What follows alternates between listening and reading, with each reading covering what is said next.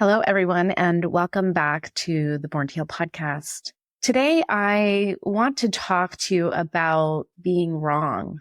And what I mean by that is that I'm learning that a lot of the things that I thought I knew, I put new in quotes because I thought I knew, were actually not right. And that is, I think, part of what may be hard for other people who are similar to myself, have been, learning information and trained into traditional medicine. When you start to learn these other concepts, sometimes it can be hard just to hear it because you're like, well, then I've been wrong for this whole time. And I have definitely felt this because I'm coming into this new space. I'm learning all this new information with you guys. So I'm bringing on these guests because I'm learning as well. I'm learning about all the things that I really feel like I should have been taught these things in medical school, but wasn't. And so now I'm creating my own curriculum to really understand the foundations of healing, what creates health in our body. How do we help people understand those concepts so that they can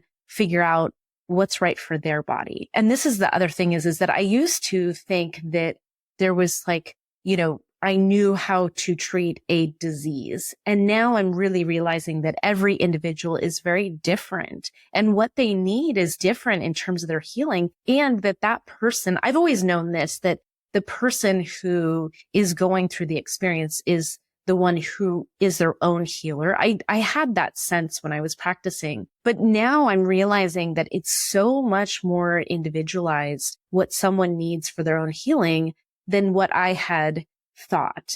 And then also the things that I had thought were helpful in terms of treating cancer as I listened to these episodes. So now we've heard from Dr. Gerald Pollack, we've heard from Dr. Thomas Seyfried, and we've heard from Lauren Lockman. And as I'm learning these things, I'm realizing that actually some of the stuff that I was taught is just plain.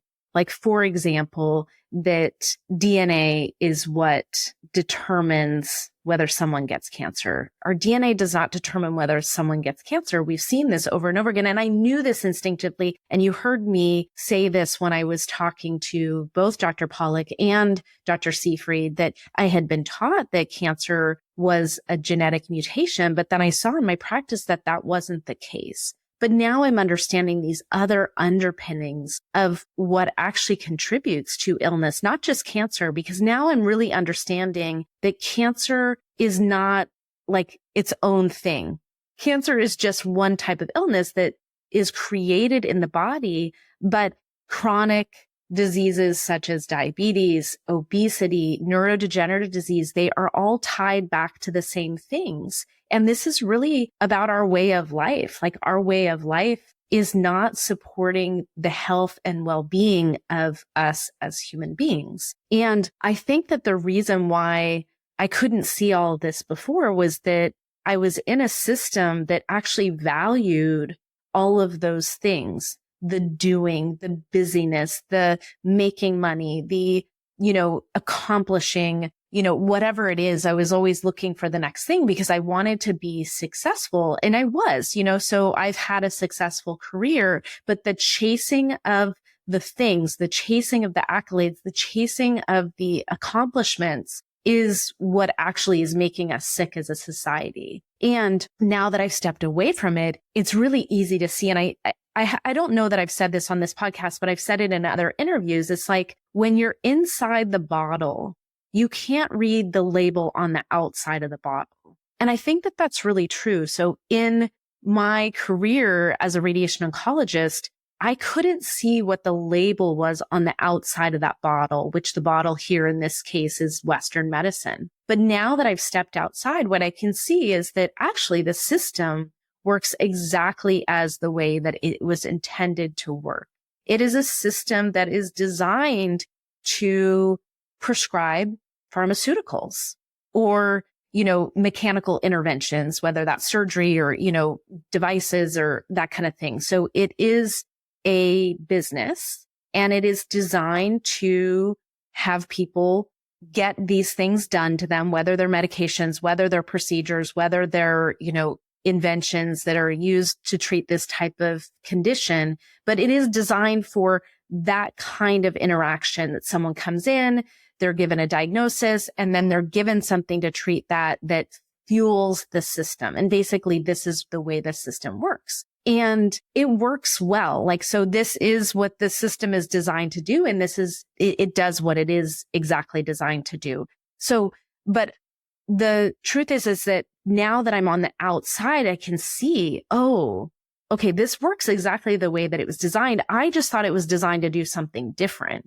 When I came into medical school, much like I would say most of my colleagues, I came in because I wanted to help people, because I wanted to have intimate connections with other human beings. And that space of when someone's facing a life-threatening illness is beautiful. And I loved being there. And so I went into that with the goal of helping people, which I think that all of my colleagues do.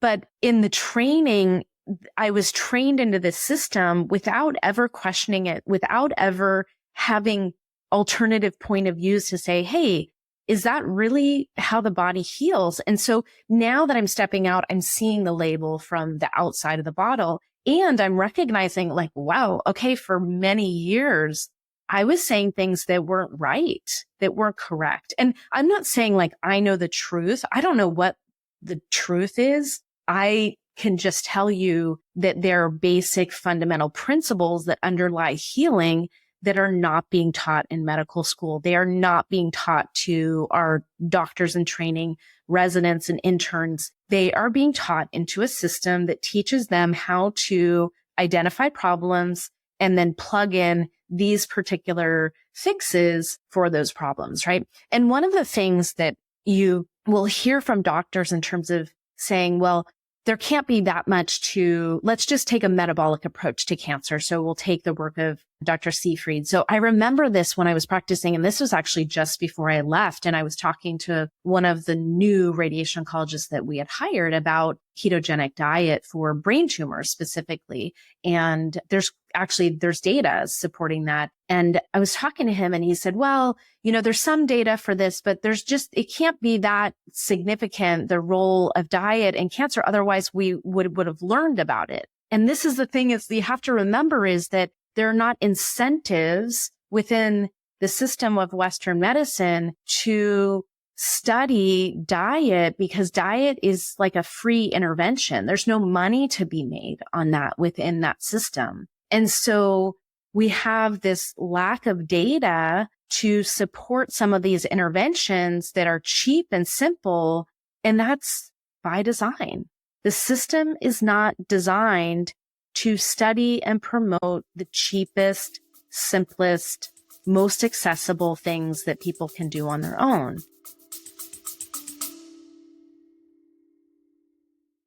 What if healing cancer didn't have to be so overwhelming and confusing? What if you could access a higher level of consciousness to accelerate healing? And what if you had a clear roadmap to follow, a path to lead you out of the fear and uncertainty? Hi, I'm Dr. Katie Deming. As an oncologist who's cared for thousands of patients, let me guide you safely through the fog. My 6 Pillars of Healing Cancer workshop series is now available, and it's not too late to join. Choose from a range of powerful workshops, each designed to support your healing journey, covering nutrition, emotional well-being, hydration, physical practices, the mind-body connection, and spirituality. Select only the workshops that align with you, or for a limited time, buy the entire bundle and enjoy significant savings. Don't miss this proven holistic roadmap to clarity and deep inner calm to support your healing process. Check the link in this episode's description to learn more and sign up today. Remember, you've got this.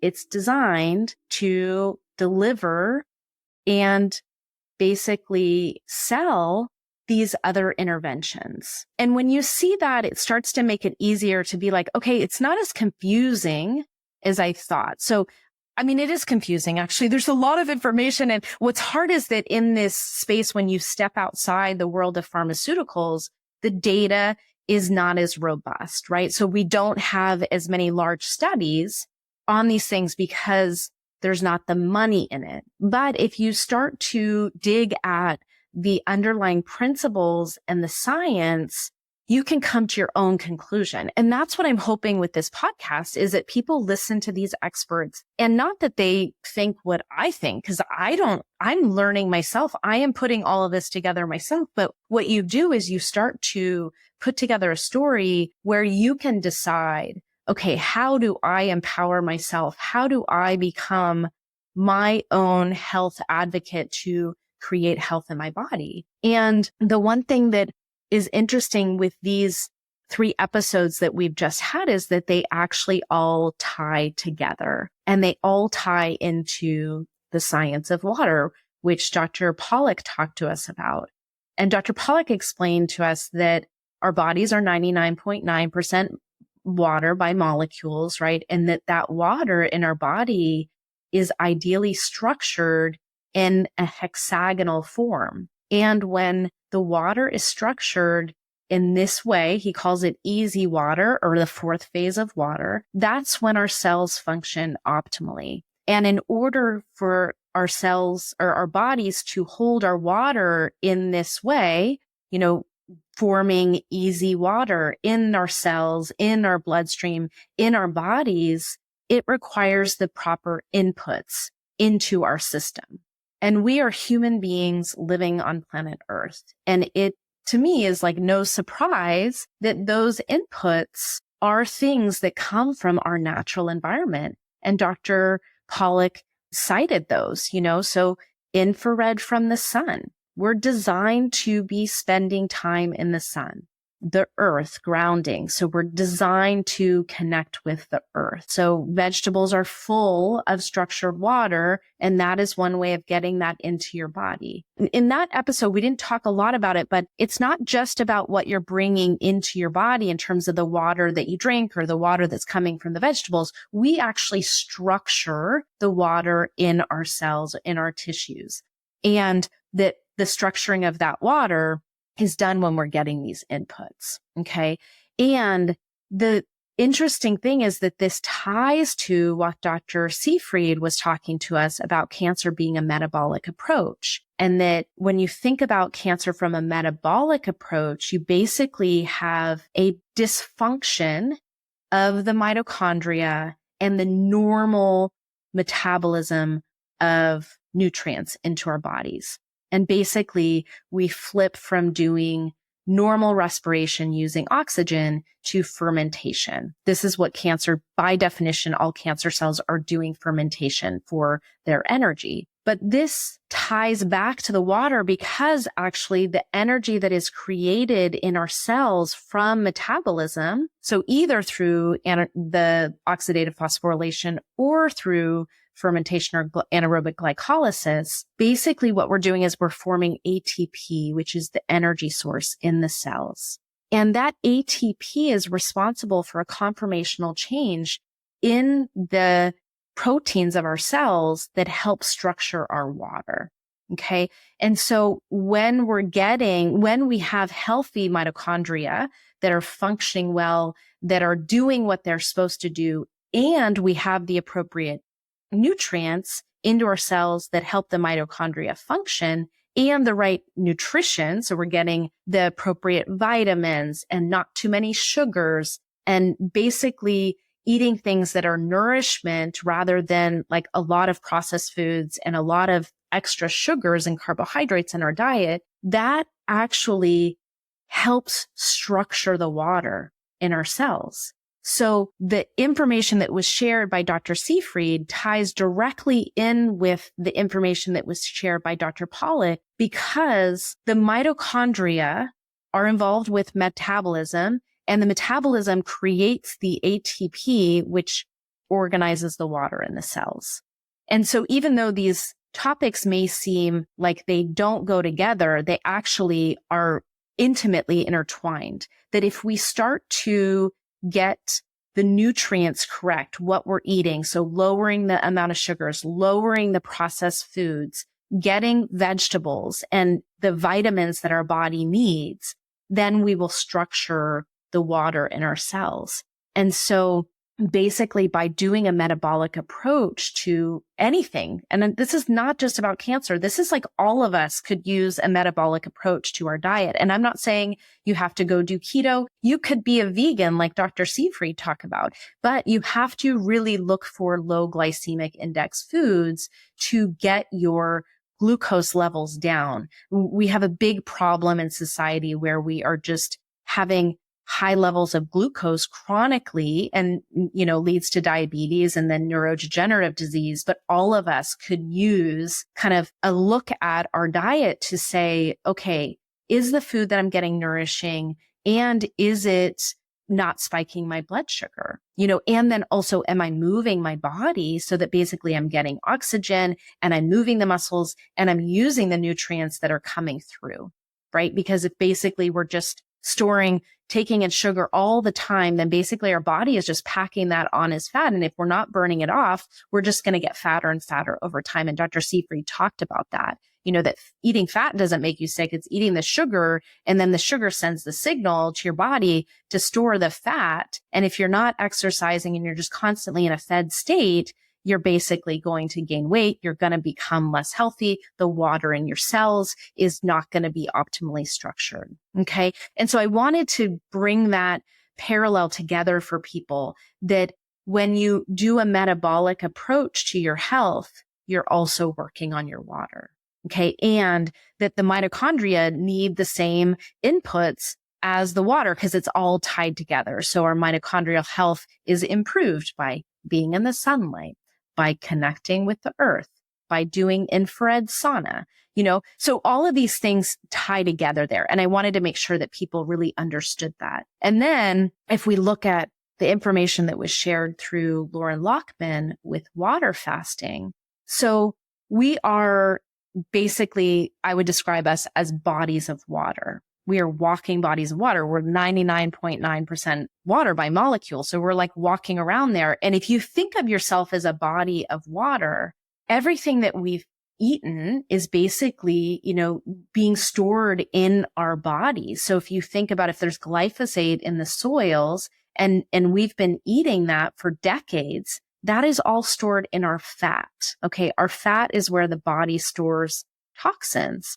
And so we have toxins from that. We also, the cell phone, 5G radiation is also basically a toxin that we are affected by in our body. And what Lauren talked about was that water fasting is a way for us to flip into this mode of healing within the body, which, by the way, flips the metabolic switch so that we're not doing, if you were doing glycolysis with the sugar, if we say we're using cancer as an example for fasting, and the tumor is doing anaerobic glycolysis, basically fermentation using sugars.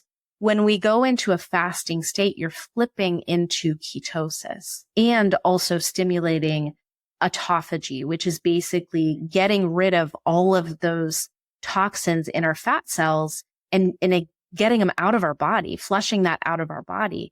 And so fasting is really a metabolic approach. It's like a quick switch to flip yourself into ketosis and then also into this phase of clearing out and detoxifying the toxins that have built up in our body. And one of the things that I think someone might come and say, for the past 5 years, I've been eating really healthy, and that's amazing.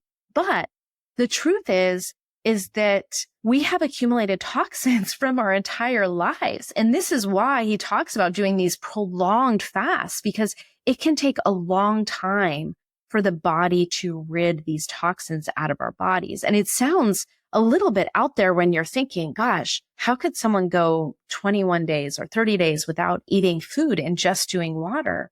But people who do this kind of fasting have a profound benefit on their health, basically detoxifying all of that stuff that's built up, and then also resetting their immune function, their mitochondrial function. Basically, you're getting everything back online at a very highly functional level.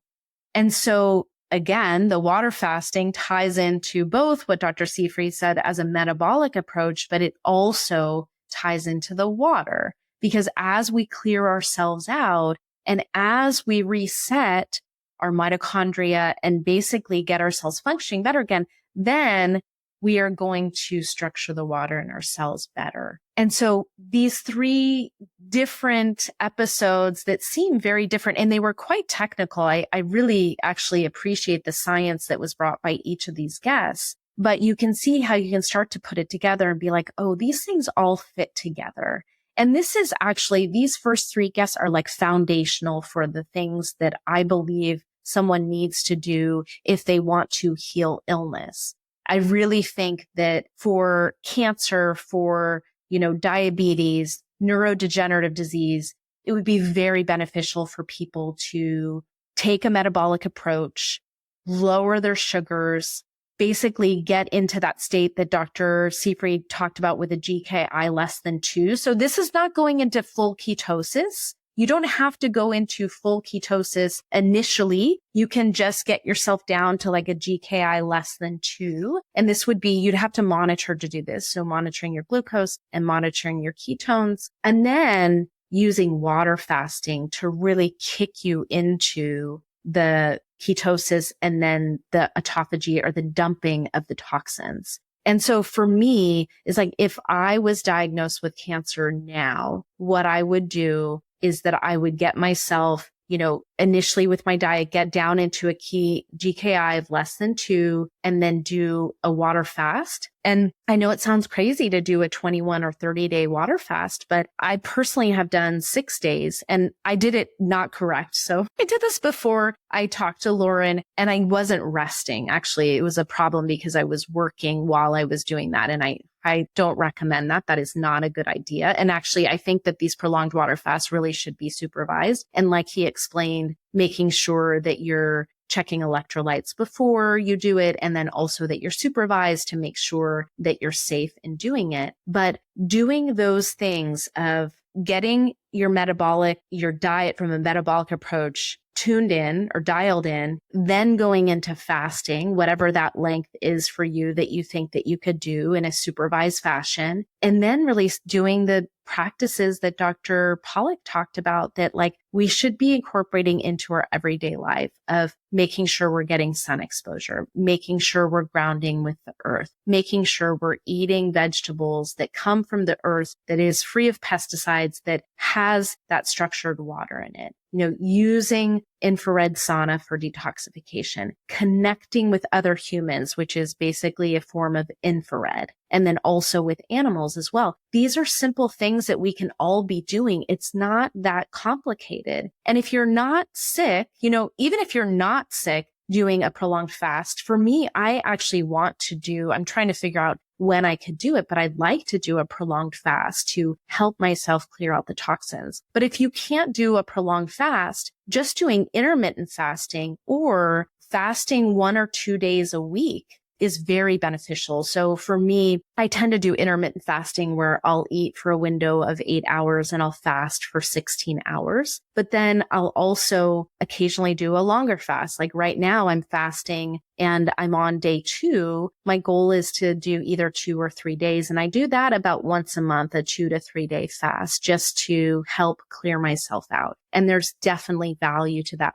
What's interesting is you think that you're going to feel bad, but actually once you get into ketosis, from drinking nothing but water, your body starts to clear and you actually aren't hungry. So for me, it's been relatively easy to do these shorter ones. Again, I would recommend if fasting is new for you, starting with like maybe narrowing your window of what you're eating every day, just to give your body, because our bodies need time to repair. And if we're always eating, basically our energy is going to digesting food. And so giving yourself a break from that is when your body heals. And so I think that this is something that all of us could do, and doing intermittent fasting of just the, 8, 16, 8, or, you could start longer, like if you go 14 hours without eating and you eat with a 10-hour window and then shorten it. I think that that is a really safe way to step into fasting. But if you're having trouble with that, or if you want to do prolonged water fasting, then I think really having someone to help guide you